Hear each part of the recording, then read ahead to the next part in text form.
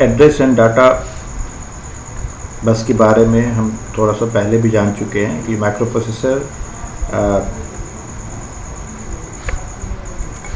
Microprocessor में address line के लिए केवल एक्सक्लूसिव एड्रेस लाइन के लिए केवल 8 पिन्स होते हैं और ये बेसिकली A8 से A15 ये लाइन को रिप्रेजेंट करता है, जिसमें मेमोरी का जो एड्रेस है, एड्रेस का हायर ऑर्डर पार्ट इस लाइन के थ्रू मूव करता है और ये लाइन यूनिडायरेक्शनल होता है कि बेसिकली ये इसमें डाटा का फ्लो एक तरफ केवल होगा।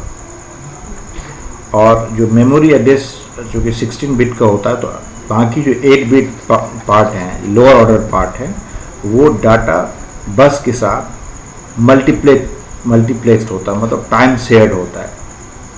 तो एक ही डाटा बस की जो पिन्स होती है D0 से D7 का, उसी को ये लोअर ऑर्डर एड्रेस शेयर करता है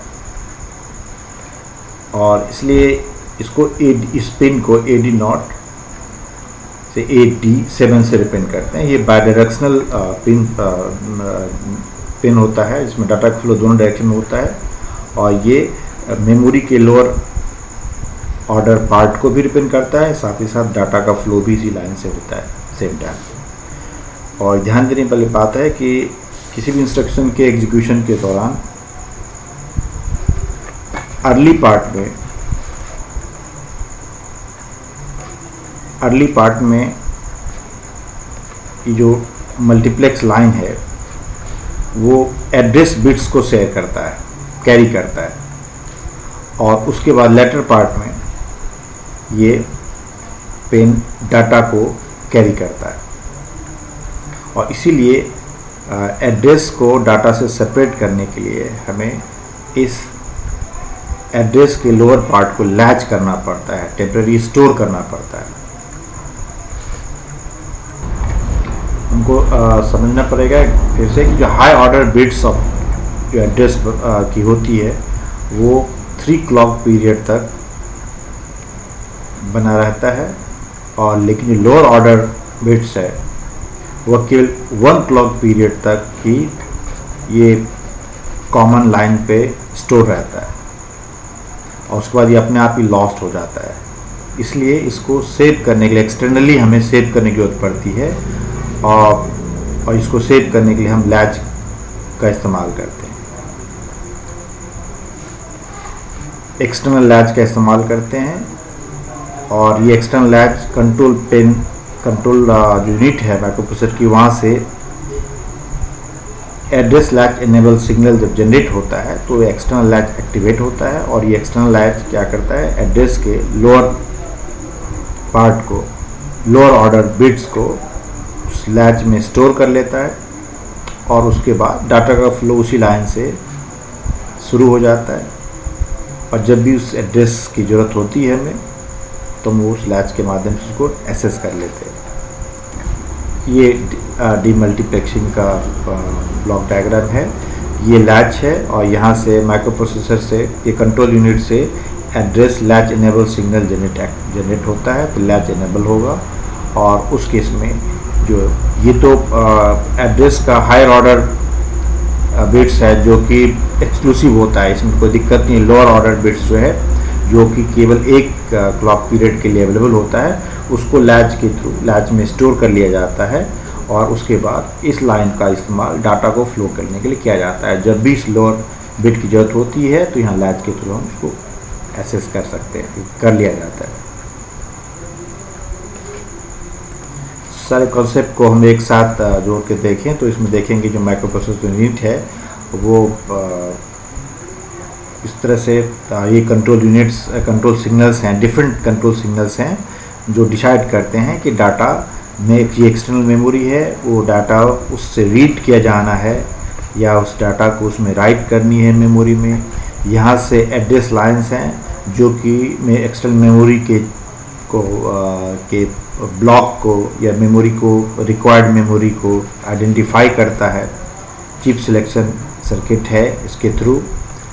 और इसके बाद ये लैच है जो कि एड्रेस के लोअर बिट पार्ट को टेम्पररी स्टोर करता है।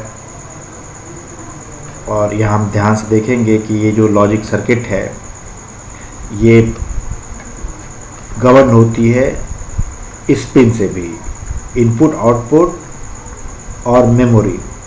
अगर ये पिन लो है तो इसका मतलब है कि और इनपुट आउटपुट डिवाइस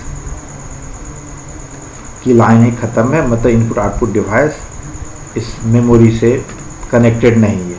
लेकिन जब ये हाई है तो इसका मतलब है कि ये लाइन इनपुट आउटपुट के लिए एक्टिव है, और जब इसकी रीड लाइन भी एक्टिव होगी तो इसका मतलब है इनपुट डिवाइस के थ्रू मेमोरी में राइटिंग हो रही है। और अगर ये रीडिंग लाइन एक्टिव होती है तो इसका मतलब है आउटपुट यूनिट के थ्रू इस डाटा को रीड किया जा रहा है, मेमोरी के डाटा को। और अगर राइट सिग्नल एनेबल है तो इसका मतलब है कि ये कंट्रोल राइट का एनेबल होता है कि डाटा को मेमोरी में हम राइट कर सकते हैं। तो ये सारे जो सिग्नल्स हैं ये कंट्रोल यूनिट सेंड करता है। तो इस तरह से कंट्रोल यूनिट का बहुत बड़ा कंट्रीब्यूशन होता है कि डिसाइड करना है कि कौन सा ऑपरेशन क्या कब होना है। अब माइक्रो प्रोसेसर 8085 के इंस्ट्रक्शन के बारे में स्टडी करेंगे। और हम लोग जानते हैं कि 8085 8 बिट डिवाइस है, इसलिए 8 बिट के कॉम्बिनेशन को अगर हम यूज़ करें तो हम मैक्सिमम 8 बिट का combination binary combination 2⁸ that is 256 combination बना सकते हैं। तो इस तरह से मैक्सिमम पॉसिबल इंस्ट्रक्शन 256 हो सकते हैं। और लेकिन इस 256 में 246 कॉम्बिनेशन ही एज ए इंस्ट्रक्शन यूज़ होता है, और वो भी 246 कॉम्बिनेशन मिल करके माइक्रो प्रोसेसर 8085 पर केवल 74 इंस्ट्रक्शन बनाता है, क्योंकि कई सारे इंस्ट्रक्शन होते हैं जो कि 2 बाइट स्पेस ऑक्यूपाई करते हैं, और कुछ इंस्ट्रक्शन हैं जो कि 3 बाइट स्पेस ऑक्यूपाई करते हैं। माइक्रो प्रोसेसर के जितने भी इंस्ट्रक्शन हैं उसको हम 5 डिफरेंट ग्रुप में क्लासिफाई कर सकते हैं। तो पहला है डाटा ट्रांसफ़र ऑपरेशन से रिलेटेड इंस्ट्रक्शन, अर्थमेटिक ऑपरेशन से रिलेटेड ऑपरेशन है, लॉजिक ऑपरेशन से रिलेटेड इंस्ट्रक्शन है, ब्रांच ऑपरेशन से रिलेटेड, और मशीन कंट्रोल ऑपरेशन से रिलेटेड। हर इंस्ट्रक्शन का 2 पार्ट होता है। फर्स्ट पार्ट वो टास्क होता है को रिप्रेजेंट करता है या ऑपरेशन को रिप्रेजेंट करता है जिसको किया जाना है, और इस पार्ट को ऑपकोड कहा जाता है। ऑपकोड ये शॉर्ट फॉर्म है ऑपरेशन कोड का। इंस्ट्रक्शन का जो सेकेंड पार्ट है वो डाटा को रिप्रेजेंट करता है जिस पे कि वो ऑपरेशन किया जाना है, और इस सेकेंड पार्ट को इसलिए ऑपरेंड कहा जाता है।